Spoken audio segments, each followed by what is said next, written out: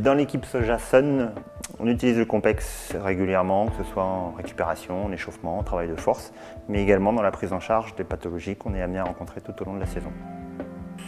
Sur le dernier Tour de France, un de nos coureurs, sur une chute dans un sprint massif, a rencontré un gros hématome et une grosse œdème au niveau du quadriceps. Et la sidération musculaire a pu être levée le soir même sur l'utilisation du Compex, lui a permis de repartir le lendemain, sans quoi je ne suis pas sûr qu'il aurait pu terminer l'étape. On a pu constater depuis quelques années une recrudescence des lombalgies par rapport à un matériel qui est de plus en plus rigide. L'utilisation des cadres carbone, roues carbone, tiges de selle carbone génère beaucoup de vibrations et le dos des coureurs souffre. Donc l'utilisation du programme endorphinique nous a permis de casser le cercle vicieux douleur, contracture, contracture, douleur. L'amyotrophie est engendrée par l'immobilisation suite à une fracture notamment, où le coureur ne peut pas pratiquer son sport, en tout cas dans les premiers jours, s'installe très rapidement et l'utilisation du Compex va nous permettre de gagner du temps en termes de récupération et éviter la fonte musculaire qui peut s'installer dès le 3e jour. La saison dernière, je me suis blessé, je me suis fracturé la clavicule 10 jours avant le championnat du monde.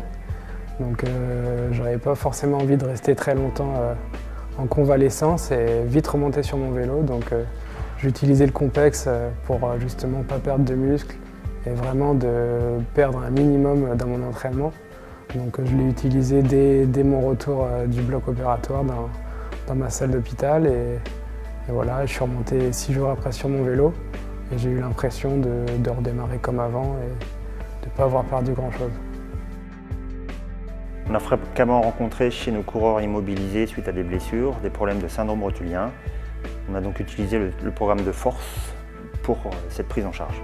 Là, le Compex a un apport particulièrement efficace dans la stimulation du vaste interne, chose qui n'est pas réalisable de façon volontaire en dehors de l'électrostimulation.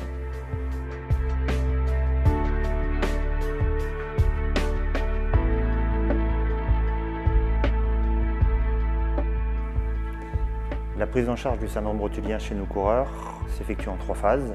Une première phase de réveil, de la sidération musculaire, de l'amyotrophie. On le rencontre régulièrement suite à des immobilisations prolongées.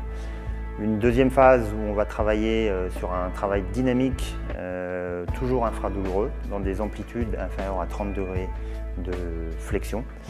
Et une troisième phase où là on va être dans des amplitudes complètes d'extension de genoux et où on va augmenter progressivement le travail en force et en intensité avec une dissociation que seule l'électrostimulation permet de faire entre le vaste interne et le vaste externe.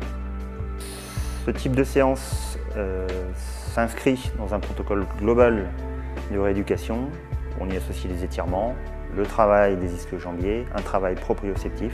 Ce qui est important, c'est de respecter la règle de la non-douleur, de respecter les amplitudes de travail et puis surtout de s'inscrire dans une démarche thérapeutique avec un diagnostic qui aura été préalablement posé et un protocole de rééducation qui aura été fixé avec le corps médical.